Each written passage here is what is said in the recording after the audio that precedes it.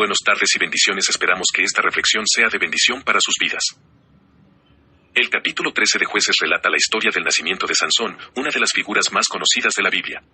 He aquí algunas reflexiones sobre este capítulo. La soberanía de Dios. El capítulo comienza con los israelitas una vez más haciendo lo malo ante los ojos del Señor y, como consecuencia, siendo oprimidos por los filisteos. Sin embargo, incluso en medio de su desobediencia, la soberanía de Dios es evidente. Elige a Sansón como libertador de Israel, a pesar de que su nacimiento fue predicho en circunstancias inusuales. El Señor llamó a Sansón para que liberara a Israel de los 40 años de opresión filistea. Israel había entrado en otra fase del culto idólatra como el que se describe en 10.6.7. El Señor usó a los filisteos para castigar a Israel.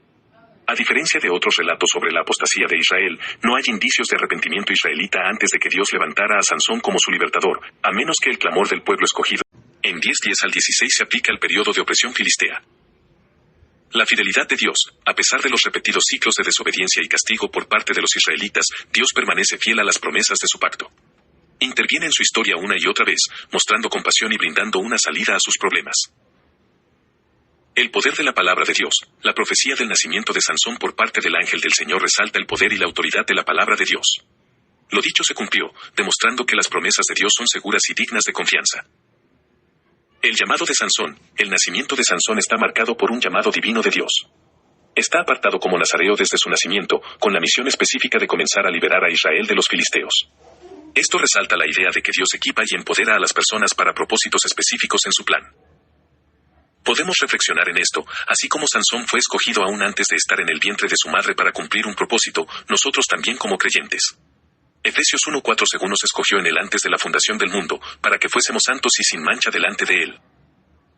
5 en amor habiéndonos predestinado para ser adoptados hijos suyos por medio de Jesucristo, según el puro afecto de su voluntad. 6 para alabanza de la gloria de su gracia, con la cual nos hizo aceptos en el amado. Efesios 2:10 porque somos hechura suya, creados en Cristo Jesús para buenas obras, las cuales Dios preparó de antemano para que anduviésemos en ellas. Él comenzará a salvar a Israel de mano de los filisteos. Esta fue una profecía alentadora para una persona patriótica. Los términos de la profecía, sin embargo, indicaban que el periodo de la liberación estaba todavía distante. En el caso de Sansón, este comenzó a luchar contra los filisteos, pero el Señor completó la obra. El esfuerzo liberador continuó durante el tiempo de Samuel, 1 Samuel 7:10 al 14, y fue completado en tiempos de David, 2 Samuel 5:17 al 25, 2 Samuel 8:1. Sansón tenía que ser un nazareo. Nazareo era la persona que mediante un voto se apartaba para el servicio a Dios. Los padres de Sansón hicieron el voto por él. A veces, el nazareato era temporal, pero en el caso de Sansón era para toda la vida. Como nazareo, Sansón no podía cortarse el pelo, tocar ningún cadáver ni beber nada que tuviera alcohol.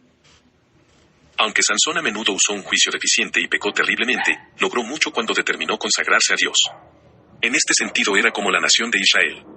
Mientras los israelitas se mantenían separados para Dios, la nación prosperaba. Sin embargo, cayeron en un terrible pecado cuando se olvidaron de él. Por último, me gustaría tocar este punto. Así como Sansón, el siervo u hijo de Dios debe ser consagrado a Dios. Tenemos una de las historias más extrañas del Antiguo Testamento, la historia de Sansón.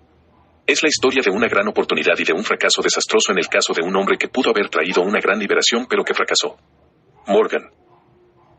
Fragilidad humana. A pesar de su llamado y potencial divino, la historia de Sansón también revela la fragilidad de la naturaleza humana. Se le describe como impulsivo, impulsado por sus deseos y, a menudo, tomando decisiones contrarias a los mandamientos de Dios. Esto sirve como recordatorio de la compleja interacción entre la soberanía de Dios y el libre albedrío humano.